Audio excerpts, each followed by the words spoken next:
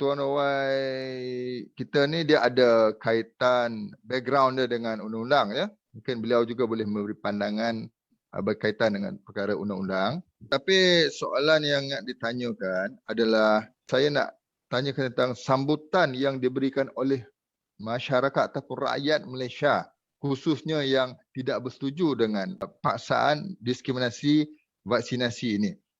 Menyebabkan YYCC yang ditubuhkan oleh saudara Tuan YY dapat mencapai keahliannya bilangannya hampir 50,000 ya penyertaan, hampir 50,000.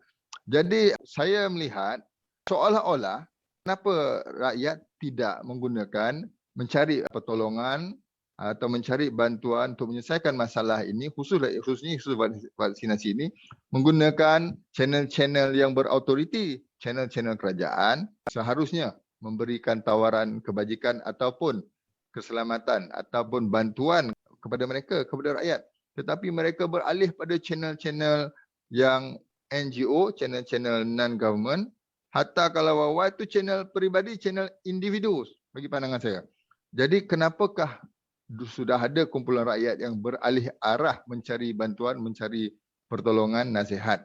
Jadi, apakah kelebihan channel-channel yang non-government ini? Tambah lagi channel YY, channel individu. Jadi, mohon respon Tuan YY. Silakan Tuan YY. Soalan agak menarik. Kenapa orang ramai beralih arah? Dia tidak lagi menuju kepada channel-channel ataupun badan-badan agensi kerajaan untuk menyelesaikan masalah mereka. Pertama, saya melihat masalah ketidakpercayaan. Masyarakat kita dah mula hilang kepercayaan ataupun keyakinan terhadap agensi kerajaan. Kita ambil contoh Biro Pengaduan Awam. CISPA yang diwujudkan di setiap kementerian. Apabila kita kemukakan aduan, jawapan yang kita terima adalah jawapan yang memang template. Okey, aduan anda sedang diproses, 7 hari bekerja. Okay. Jadi, lepas dapat jawapan tu, tak ada penyelesaian. Okay. Sama juga tribunal pengguna KPD dan ICP. Jadi masyarakat mula mencari satu platform yang mana boleh membantu dia orang menyelesaikan masalah. Masyarakat kita ni bila ada masalah kadang-kadang dia tak tahu channel untuk selesaikan dia punya ni. So dan macam kita di YYCC ni sebenarnya memang channel peribadi. Saya wujudkan untuk berkongsi pandangan saya tentang isu COVID. Berdasarkan kita ambil data-data daripada luar negara. Sebab kita tengok dalam negara kita ni tak ada data yang telus. Kerajaan kita bersifat masih menyembunyikan data. Saya namakan penyelewengan data yang dibenarkan. Jadi banyak data-data yang kita tengok meragukan. Okay. Saya ambil contoh macam kes kematian satu-satu dulu.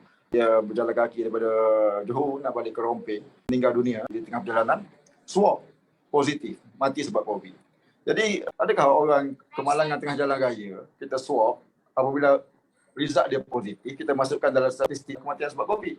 Jadi apabila masyarakat dah mula hilang keyakinan, maka dia mencarilah satu platform NGO yang mampu menyelesaikan masalah secepat mungkin. Dan kita tak ada kepentingan.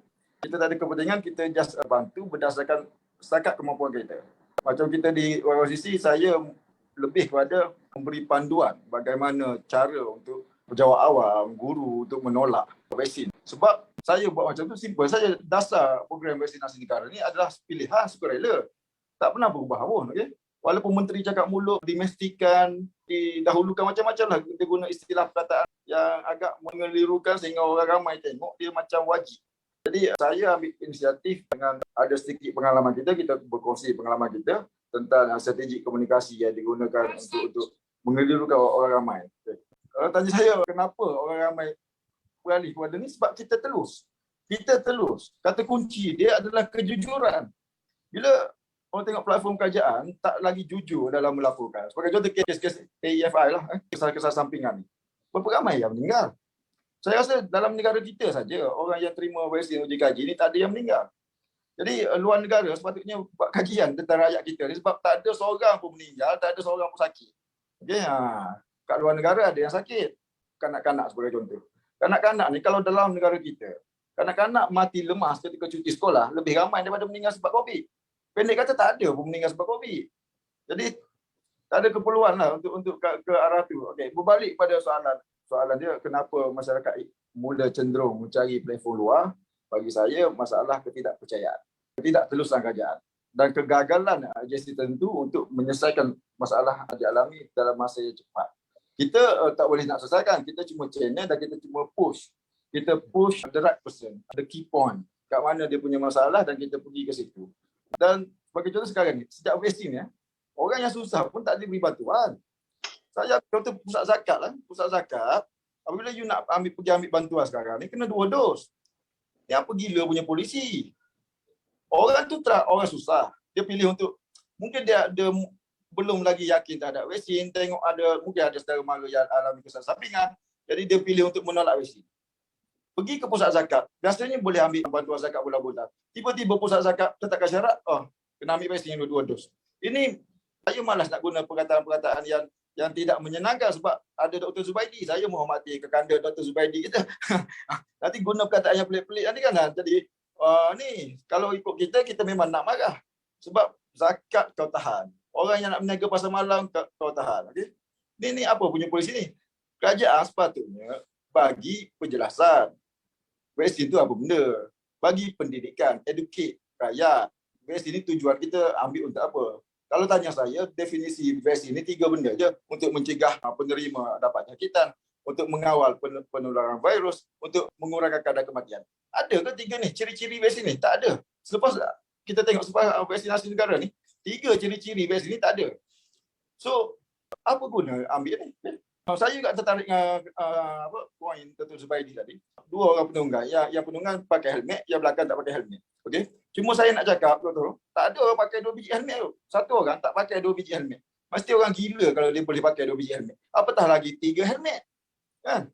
Jadi sekarang ni apa benda ni? Apa benda yang buat rakyat tu? Dan sekarang saya percaya hampir sokongan tu lebih ramai kepada kita. Saya ambil contoh semasa kita pergi ke utara berjumpa dengan rakan-rakan guru kat sana pun ada sambutan yang luar biasa. Dan saya sendiri pun terkejut dan saya sendiri pun tak jangka sebesar ni. Maksudnya rakyat kita ni bukan bodoh. Dan janganlah kau nak bodoh-bodohkan. Kan?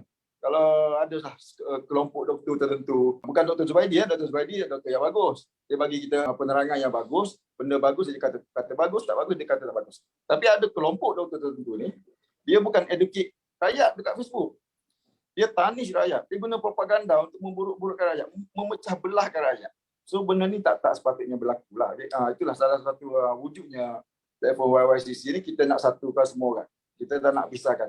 You percaya vaksin, you ambil. Kita tak percaya vaksin, you kena respect kita punya pilihan.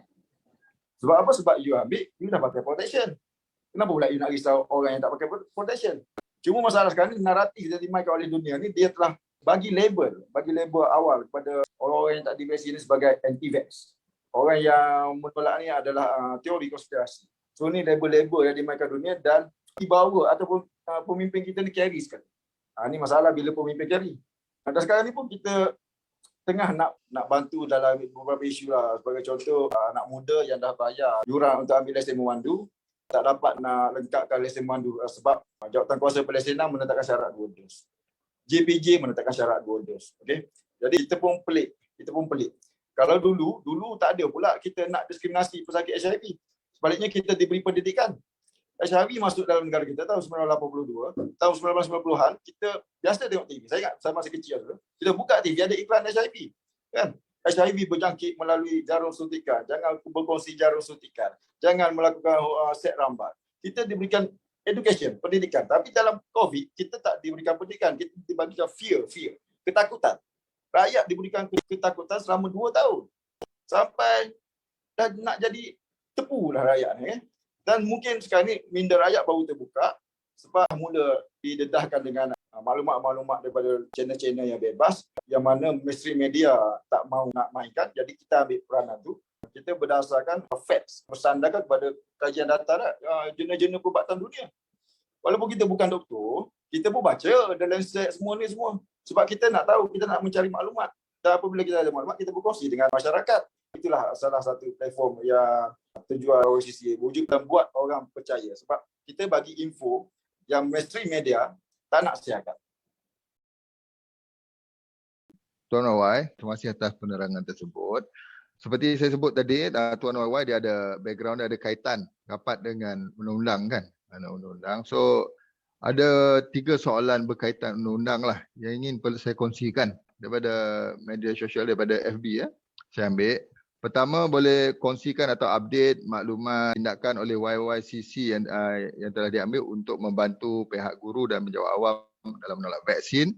Itu satu. Yang kedua, bertanya dah tanda tangan untuk dos 1 dan 2 memang terpaksa ke untuk dos seterusnya sampai ke 10 dos. Itu soalan yang kedua. Dan soalan ketiga, soalan pertama dan kedua tadi untuk Tuan Wawai, kita minta jawapan Tuan Wawai, dan soalan ketiga ni saya cuma bacakan saja. Jadi yang bertanya boleh tanya PM kepada YY, tapi saya kongsikan soalan. Saya ingat soalan ni tak perlu dijawab di sinilah. Saya kongsikan. Panelis, adakah boleh didakwa atau disaman YB Razi Jidin kerana apa yang diucapkan di Parlimen? Ada handset lagi. Tetapi hakikatnya diskriminasi memang berlaku kepada guru-guru menolak vaksinasi COVID-19 di sekolah. Saya ingat ni jawapan ni penanya boleh PM lah kepada Tuan YY untuk dapat jawapan kan. Boleh saya jawab? Untuk sesi ni soalan pertama dan kedua tadi. Silakan Tuan YY. Yang pertama. Yang kedua dulu saya jawab. Concern. Bila kita dah bagi persetujuan dan adakah kita kena teruskan dos kedua, ketiga, keempat, kelima, keenam sampai ke 10. Sebenarnya dalam versi uji kaji ini dan protokol Pfizer sendiri pun apabila kita dah tak rela lagi, kita hanya perlu berikan satu surat yang menyatakan kita tidak lagi nak ikuti ataupun nak terima suntikan tu.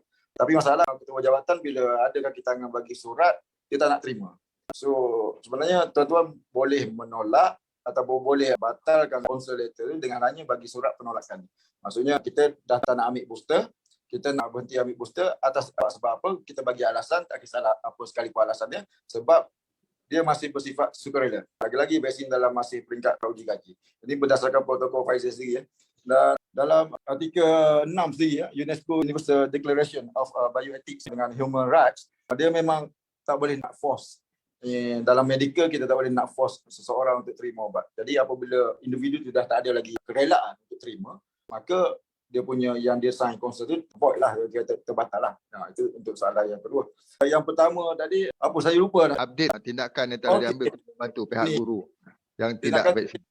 Untuk membantu pihak guru dan penjawat awam lah, saya ambil keseluruhan. Yes. Dan termasuk mereka yang dalam badan berkanun. Kita ada buat semakan kehakiman untuk garis panduan 3.0 dengan perkeliling bilangan 4. Sebab bagi kita perkeliling bilangan 4 ni dia mengilurkan dan macam bercanggah dengan dasar program vaksinasi negara selain bercanggah dengan perlembagaan. Dan hari ini adalah keputusan sama ada boleh diteruskan ataupun tidak. Saya tak nak bagi komen lebih. Cuma kita cakap kita di YCC melalui legal firm Ami Chambers, Tuan Ami dengan peguam Puan Firah, kita filekan semakan kehakiman untuk penjawat awam. Dan di kalangan pekerja swasta, kita bantu juga. Kita tak pernah nak kata kita bantu penjawat awam saja. Sebab pekerja swasta pun ada juga yang mengalami masalah yang sama. Okay. Kita bantu dari segi advice, legal advice. Contoh, sebab pekerja swasta dia masih lagi gantung kepada majikan, dah agak sukar sikit. Dan sebenarnya untuk pekerja swasta, sekiranya dia berdepan masalah, dia boleh pergi ke Jabatan Kesihatan dan Keselamatan Pekerjaan, JKKP. Ataupun dia boleh pergi ke JTK, Jabatan Tenaga Kerja. Seperti majikan FOS, OSA ataupun ATA 514. Sebenarnya ATA 514 ni bukan untuk majikan kuat kuasa. ATA 514 ni DOS lah yang kuat kuasa ataupun JKKP. Tapi sekarang ni semua majikan nak paksa pekerja dia terima vaksin, dia kononnya dia gunakan ATA 514. Dia ambil syarat-syarat tertentu yang mana berpihak kepada majikan. Bagi saya ni not fair lah. Dan pekerja swasta sebenarnya sekiranya dipecat ataupun diberhentikan hanya kerana menolak vaksin, tuan-tuan mungkin boleh lawan dalam mahkamah perusahaan lah. Cuma kena refer lah ke peguam-peguam yang mana ada. Jumpa peguam tak dapatkan pandangan sebab dia kira unlawful termination. Dia suka-suka nak pecat orang lagi-lagi yang ada kerja lama. Dan saya tengok banyak aduan sebenarnya dalam kes ni. So untuk penjawat awam kita ada buat semakan kehakiman. Kita tak boleh nak menentang sesuatu polisi ataupun yang dikeluarkan garis panduan yang dikeluarkan oleh kerajaan dengan hanya memegang pelikat, berdemo, berfikir. So ada sekumpulan guru-guru melalui MEM sepakat dan bersetuju untuk kita cabar garis panduan tu, maka kita fight-kan lah. Dan saya rasa hari ini mungkin keputusan berpihak pada kita. InsyaAllah. Itu je sikit sebanyak yang saya boleh kongsi. Alhamdulillah, Alhamdulillah. InsyaAllah kita doakan yang terbaik. Semakan kehakiman, tindakan tadi diambil, dibantu oleh pihak YYCC ya.